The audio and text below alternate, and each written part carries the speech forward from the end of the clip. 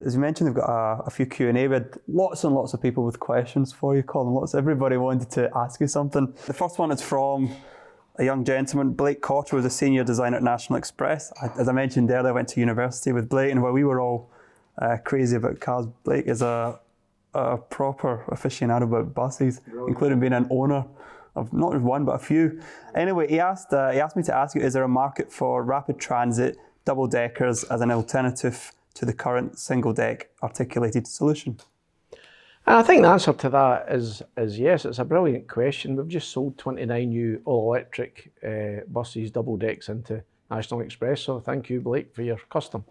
I think, there is no one size ever going to fit all. So, for example, as we know, the UK is made up of roads that were designed by the Romans 2,000 years ago, and therefore articulated buses at 18 plus metres long, up to 24 metres long, just won't work. So you need to find the right solution. If it's very quick, alighting times, boarding off, and jumping back off buses, Arctics make sense, but the road network needs to be more gridded or whatever. So long answer to a short question. We have, for example, put over 200 buses, double decks, into the city of Toronto. We've put over 200 into the city of Ottawa.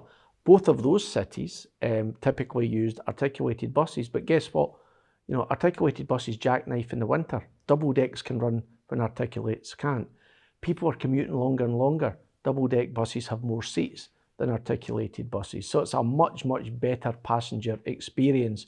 But if you're only on a bus for 2 minutes, 3 minutes or whatever, single deck can still be more fit for purpose. But my argument would be, there's lots of congestion, lots of air quality, lots of problems that still need to be solved in the world's public transport infrastructure, and double deck definitely has a much bigger part to play. Excellent. I also asked, is there a role for 3D printing for future bus building, perhaps where certain operators could have their own ADL design?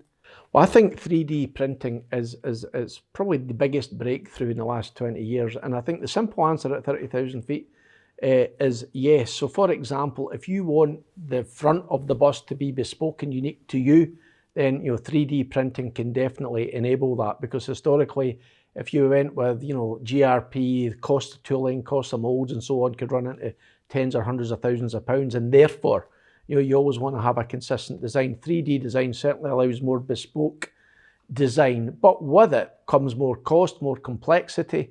And if you have your own design, then what happens when one gets crashed or broken or somebody damages it? It becomes a lot harder then to supply those parts to make sure the vehicle's kept on the road.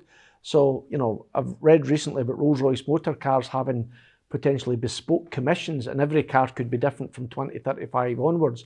So can buses, but the model needs to work. So it's not just about how it looks on day one, but beyond that, then how you service and support the product. But we're right up for 3D printing and the innovation it provides to our industry.